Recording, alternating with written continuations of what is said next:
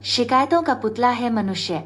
हम इंसानों को सदा ही हर दूसरे व्यक्ति से शिकायत रहती है। हर मनुष्य को लगता है कि उसके बराबर इस संसार में कोई और बुद्धिमान नहीं है। वह अपने सामने किसी को कुछ समझता ही नहीं, इसीलिए हर किसी में कमियां ढूंढकर उनका उपहास करके आत्मसंतोष का अनुभव करता है। यदि उसमें दूसरों की कमियां देखने की आदत न होती तो बहुत अच्छा होता। दूसरों के स्थान पर अपनी कमियां ढूंढकर यदि वह उन्हें सुधार पाता तो इस संसार का भला हो जाता। उसे अपने बंधु बांधवों, संगी साथियों के साथ साथ प्रकृति, मौसम और ईश्वर से भी शिकायत रहती है।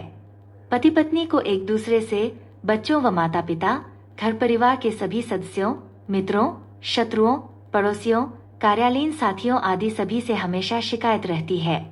उसे लगता है कि हर कोई उसका अहित करना चाहता है। सब उससे और उसके ऐश्वर्य से जलते हैं। तरक्की करते हुए उसे देखकर उसकी टांग खींचकर जमीन पर पटखनी देना चाहते हैं। उसे सदा यही चिंता सताती रहती है कि किस तरह सबको नीचा दिखाकर वह पतंग की तरह ऊंचा उड़ता रहे। इसी प्रकार दूसरों को कोसते हुए हम सभी अपने जीवन में अशांति खरीद लेते हैं। सब कुछ होते हुए भी परेशान रहते हैं।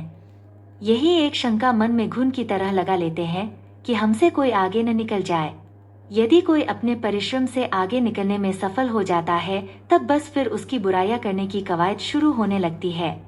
प्रकृति जिससे वह सब कुछ लेता है उससे उसे विशेष रूप से शिकायत रहती है। स्वयं प्राकृतिक संसाधनों का दोहन करने के उपरांत भी उसका मन नहीं भरता और उसे दूषित करने से बाज नहीं आता।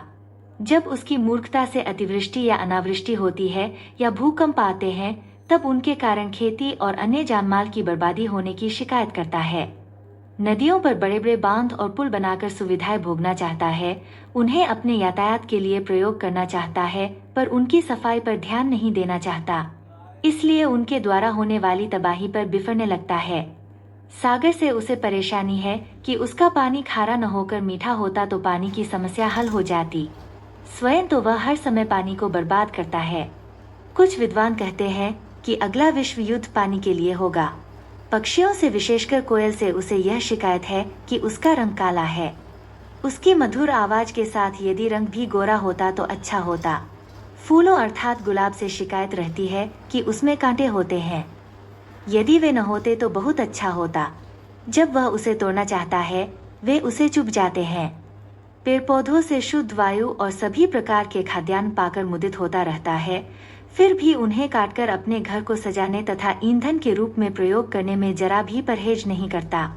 उसे हर मौसम से भी शिकायत रहती है, चाहे वह सर्दी हो, गर्मी हो, वर्षा हो या पतझड़ हो।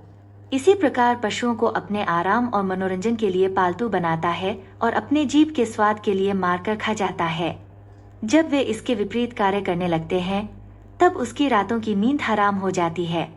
ईश्वर जिसने उसे इस संसार में भेजा और झोली भर भर कर नेमतें दी हैं, 24 घंटे किसी न किसी बात पर उसी से शिकायत करता रहता है। उसे यही लगता है कि दुनिया को मालिक सुख देता है, किंतु कांटेन, दुख, कष्ट और परेशानियां उसकी झोली में डाल देता है। इस शिकायत पुराण को तिलांजलि देकर यदि मनुष्य सकारात्मक सोच अपना ले तो उसकी बहुत सारी स्थितियां स्वयं ही बदल जाएंगी।